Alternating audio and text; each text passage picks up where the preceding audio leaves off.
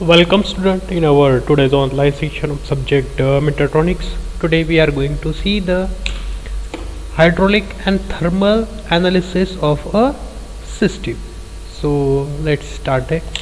Actually we are going to revise our topic of transfer function and the zeros and poles. Again we are going to see some of its numerical but this is the some part which I failed to take in previous section. That's why we are taking it today. So just focus on your screen.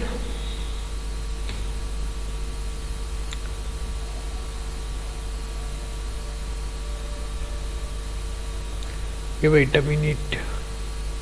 PPT is not loading here. So in today's section we are going to see about the system modeling, then thermal and pneumatic system modeling. Okay,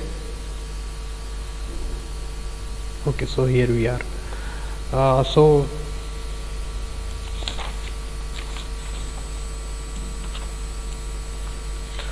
Okay, so to understand and control complex system, one must obtain a quantitative mathematical model of this system. We previously taught that for this mathematical model we take in account a transfer function. How we are going to take this account of transfer function? We are taking the Laplace transform of the output to the Laplace transfer of input, and then we will describe the mathematical model. Then on the basis of this model we are going to find out the zeros and poles, and on the position of these poles we are going to comment on the stability. Okay, so because the system under consideration are dynamic in nature. Dynamics means their nature is continuously changing. That's why we called it as a dynamic nature. It describes equation are usually differential equation obtained by utilizing the physical laws of the process. The Laplace transfer can be used to obtain a solution describing the operation of a system. We already know that how this Laplace transfer is going to find out the nature of the system, or to find out its mathematical model in the transfer function. In practice, the complexity of a system and our ignorance of all the relevant factors necessitates the introduction of assumptions concerning the system operation. Okay, so here we are going to make some assumptions for making the mathematical model of a system. Okay, so system modeling on the basis of transfer function based approach. So why transfer function? Because it is easier and better to assume some things using classical techniques such as gain and phase margin. So it is easy to understand the system by using the transfer function based approach. So how to determine the transfer function? So here derive the governing differential equation. Assume the IC is equals to 0. Here IC means initial conditions to be 0. It is the assumptions we are going to take in the transfer function based approach. Then take Laplace transfer of the output and take Laplace transfer of the input. Then we will get the transfer function is equals to Laplace function of output upon Laplace function of the input, and then from this transfer function we can study the system. Okay, so here we are having mathematical modeling of a mechanical system. Mechanical system means here we are having the force, then having mass which is attached to the spring stiffness K and damping factor D, and the displacement is obtained here in the direction of y. That's why the displacement is named here y. So equation of motion here is m into d2y by dt square plus d into dy by dt plus k of y is equals to f. F, it is the force apply here.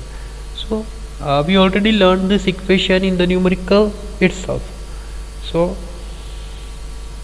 assuming the initial condition to the 0 and taking the Laplace transfer of both the side, we will get it as ms square in y of s plus d s y of s plus ky of s is equals to f of s. The transfer function is the output upon input, so it is y of s upon f of s. We get this equation as 1 upon ms square plus ds plus k. Here m it is the mass and d is the damping factor, and k is equals to spring constant or spring stiffness. Then system modeling through thermal system. So here it is the thermal system. So what is happening in the thermal system, or what are the components of thermal system? It is already shown on the screen in the diagram. You can see on your screen. Okay.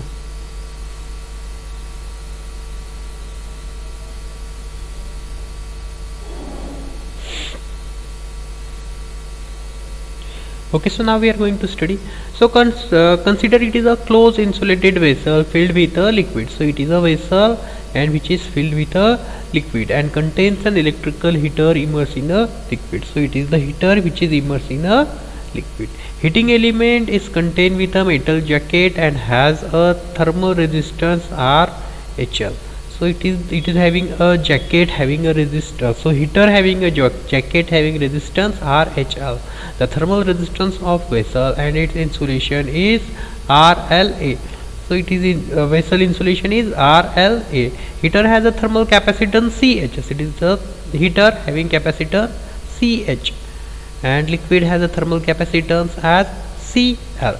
Heater temperature is TH and liquid temperature is T of TL, assumed to be uniform due to the mixture. Rate which energy is supplied to the heating element is Q of I. Now we are going to make a system modeling of this thermal system having heater, vessel. The heater is placed inside the vessel, vessel is filled with the liquid, and heater is having a jacket. All the other terms I explained here. The temperature of this liquid is considered to be uniform because of presence of this mixer here. Okay. So here we are having the two equations. Temperature of heater is 1 upon C of CH into RHL into TL minus TH plus 1 upon CH into Q of I, and temperature of liquid. So temperature of heater means this will be the input and temperature of liquid will be the output. Here T of L is equals to 1 upon CL and under bracket TH minus TL upon R of HL minus TL upon R of LA. Then take Laplace of equation 1 and determine the equation for TH. Then take Laplace of equation 2. This is the equation 2, and determine the equation for TL of S, and substitute the equation for TH of S in it. Then we will get the transfer function as TL of S upon Q of I into S. This Q of I, it is the input, and this T of L, it is the output. Normally we will not ask the theory in the examination. We are having the direct numerical. That's why we are taking it in short. We will not having the derivation in the numerical. So again we are having the system modeling system modeling of hydraulic system. So it is the hydraulic system having input Q of I and having output in the form of liquid, which is Q of O. This H, it is the height of the tank, and this H, it is the basement of tank, and this R is for the nozzle. So here we are going to use this equation for conservation of mass, which is equals to conservation of volume for incompressible fluid, which is Q of I minus Q of O, which is input minus output, is equals to A into del H by del T, where Q of I and Q of O are flow rate at the input and output respectively.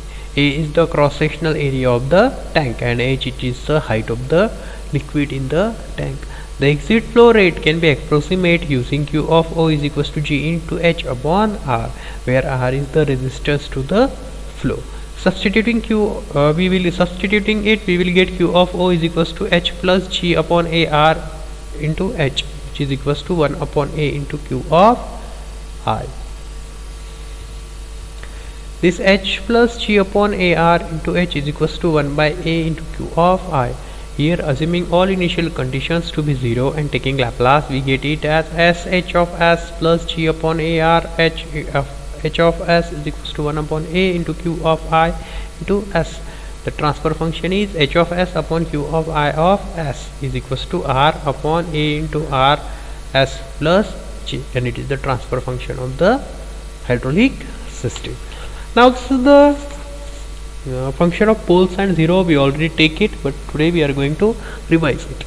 So poles and zero are the properties of transfer function, which is characterized the differential equation and provides a complete description of the behavior of system. The poles of a transfer function are the roots of characteristic equation in the denominator of the transfer function. You already know that we are getting the value of poles by equating the polynomial in the denominator to 0. And the zeros of a transfer function are the roots of characteristic equation in the numerator of the transfer function. When we are going to compare the numerator of a numerator polynomial of a transfer function, when we equate is to the 0, we will get the value of zeros. And when we equate the polynomial in the denominator of a transfer function to 0, then we will get the value of poles. Okay. So here we are having some numericals on the identification of poles. So here transfer function is equals to, they already gave us transfer function, which is y of s upon u of s is equals to 0.5 s plus 2 upon s square plus 0.5 s plus 2. Here the characteristic equation is s square plus 0.5 s plus 2 is equals to 0. This is the characteristic equation to find out the poles. Then finding out its roots, you know that minus b plus minus under root of b square minus 4ac upon 2a. Putting the value of a, b and c, which is 0.5 plus minus under root of 0.5 square minus 4 into 1 into 2 upon 2 into 1. Actually here we are using this formula minus b plus minus under root of b square minus 4ac upon 2a. Putting this value here, we will get its answer as minus 0.25 plus minus 1.39 of I. What is this I? This I is an imaginary number whose value is under root of minus 1. How we are going to calculate this? I already took this numerical on the blackboard itself. So here it is clear, it is having a 2 root, having the real part minus 0.25 and this 1.39 of I, it is the imaginary part. While commenting about its stability, by watching it you can say that both the poles are on the left side of the S plane diagram. So we can say that the system is stable because the position of the poles is in the stable region. So here we are having another numerical, which is transfer function of y of s upon u of s equals to 0.5 of s plus 2 upon s square plus 0.5 s plus 2. Here we are going to find out the 0. So here characteristic equation is 0.5 s plus 2 is equals to 0. For zeros, the characteristic equation, it is in the numerator. So here we are getting roots as s is equals to minus 2 upon 0.5. So 0 is located as minus 4. The stability analysis. The stability analysis based on location of the poles. For all the initial conditions, if the response of system decays to equilibrium, the system is presumed to be stable at large. Then there are types of stability: absolute stability, whether stable or not; and relative stability, it is stable under what condition. Relative means it is remains stable on relation with the another condition. So on basis of this particular condition, the stability is achieved. It is the relative stability. The rear part of the poles of a given system must be on the left side of the S plane for the system to be stable at large. We already took this concept on the blackboard, where we draw the S plot, and in this S plane, if the poles are remained on the left side, then we can say that the system is stable. And when the pole remain on the left side, when its real value are negative, real part is negative. In case the poles are a complex conjugate pair, their real part must be negative for the system to be stable. If any of the poles have a value 0, the system is deemed to be marginally stable. I already cleared that concept of stable, unstable and this marginally stable. If the poles are present on the Imaginary axis, we called it as a marginally stable system. If the poles are positive and have a positive real part, the system is deemed to be unstable. You already know that how the system will be unstable when the poles are having a positive real part. Okay students, so if we are stopping here, see you in the next section tomorrow.